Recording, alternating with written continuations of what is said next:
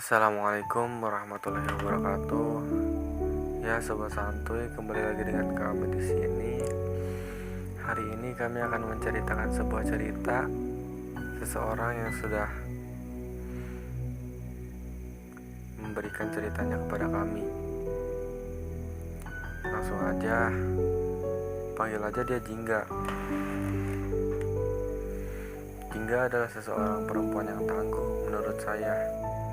Dia hidup di keluarga yang sederhana dan dia mempunyai 2 orang adik.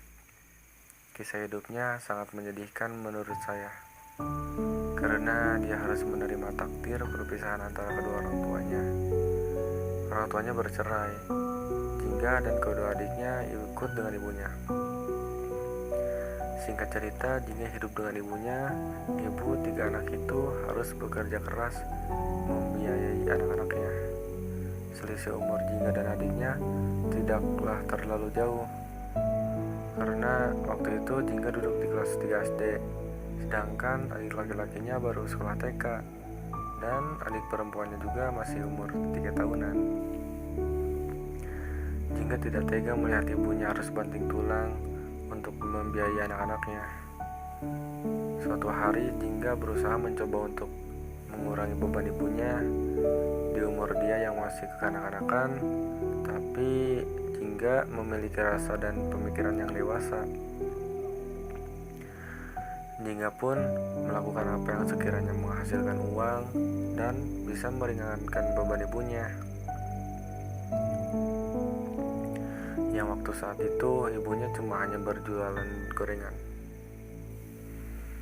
Di seumuran Jingga yang seharusnya melewati hidupnya dengan bermain, namun Jingga membuang semua itu. Jingga lebih memilih untuk mencari rongsokan supaya bisa dijadikan uang yang bisa membantu sedikit ekonominya. Kalau hari Jumat sore sehabis pulang sekolah dan hari Minggu, Jingga selalu melakukan aktivitas membersihkan pemakaman umum, di mana dia membantu penjaga makam, dan dia juga suka dikasih sedikit uang oleh penjaga makam tersebut. Dan ya itu, selain hari Jumat dan Sabtu, Jingga mencari rongsokan. Jingga sempat ditegur oleh ibunya, tapi Jingga tetap melakukan semua itu karena kasihan melihat ibunya. Singkat cerita, di saat Jingga duduk di kelas 4, ibunya pun berusaha mencari pekerjaan yang menghasilkan uang lebih. Suatu hari, ibu Jingga memanggil Jingga dan berkata, "Ibu mau kerja ke luar negeri." Dan si Jingga pun menjawab, "Nanti kak aku sama siapa?" Dan ibunya pun menjawab lagi, "Nah terus teteh sama si dede tinggal sama nenek ya." Nah, dengan polosnya Jingga pun menjawab, "Tapi mama akan pulang lagi kan?" kata Jingga. Ibunya pun menjawab, "Iyalah, mama mau kerja aja," katanya. Jingga pun menjawab, "Oh ya udah," katanya. Nah, setelah ibunya Jingga pun pergi bekerja, dan Jingga pun berpikir, kalau saya tinggal sama nenek dan adik-adikku, beban mama masih sama dong.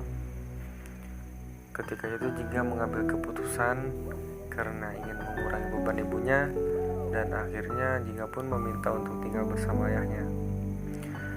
Dan Jingga pun akhirnya tinggal dengan ayahnya dan terpisah dengan adiknya. 3 bulan setelah ia tinggal bersama ayahnya, Jingga pun meminta kepada ayahnya ingin bertemu dengan adiknya, karena Jingga merasa rindu dengan adiknya.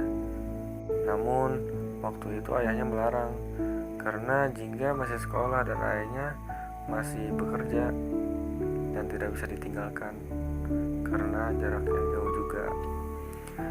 Setelah Jingga liburan sekolah, akhirnya ayahnya pun mengajak Jingga bertemu dengan adiknya, dan disitulah Jingga berasa bahagia. Setelah sesampainya di sana, Jingga pun bertemu dengan adiknya dan mereka saling berpelukan, ya biasalah, kangen.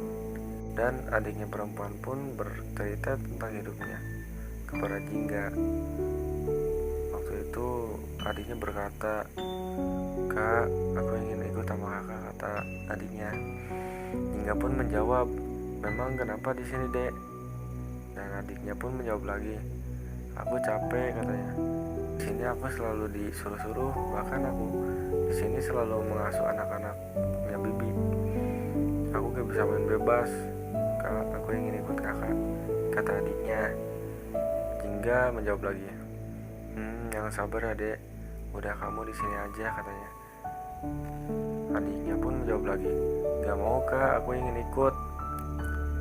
Jingga pun menjawab lagi dan Jingga pun masih menjawab, "Udah di sini aja, Dek. Soalnya kakak hidup lebih gak enak daripada kamu. Kamu yang sabar ya. Di sini nanti kakak pasti jengukin kamu kok."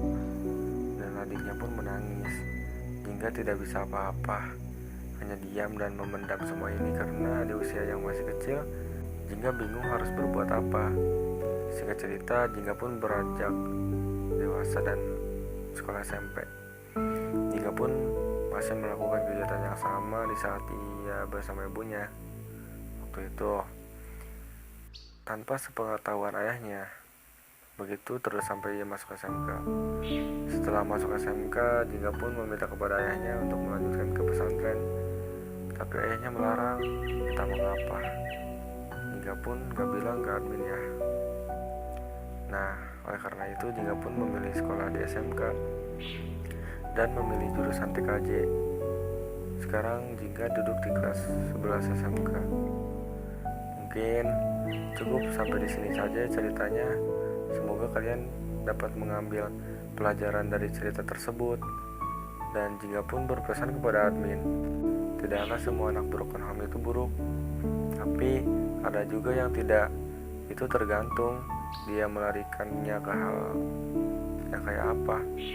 Jingga pun berharap kepada kalian yang senasib dengannya, kalian jangan berlari ke sisi yang salah atau yang buruk dan bisa mengikuti jejak Jingga, bahkan lebih baik dari Jingga. Semoga kalian yang broken home bisa seperti Jingga atau lebih. Dan untuk Jingga, terima kasih sudah berbagi kisahnya untuk kami. Semoga Jingga bisa sukses dan mewujudkan mimpinya. Dan terima kasih juga ya buat sahabat santuy udah dengerin cerita ini. Jangan lupa subrek, like, comment, and share ya sobat, biar kami bisa terus berkembang dan berkarya. Karena dukungan kalian bisa membantu kami untuk selalu hadir di media. Dan buat teman-teman sobat santuy, jika ingin berbagi cerita tentang pengalaman ataupun itu, kalian bisa hubungi kami dengan cara komen atau hubungi nomor admin yang tertera di deskripsi. Terima kasih, selamat menjalankan aktivitas dan jangan lupa bahagia selalu ya. Salam santuy, mari ngawalui dan selamat ngelegokan kasur.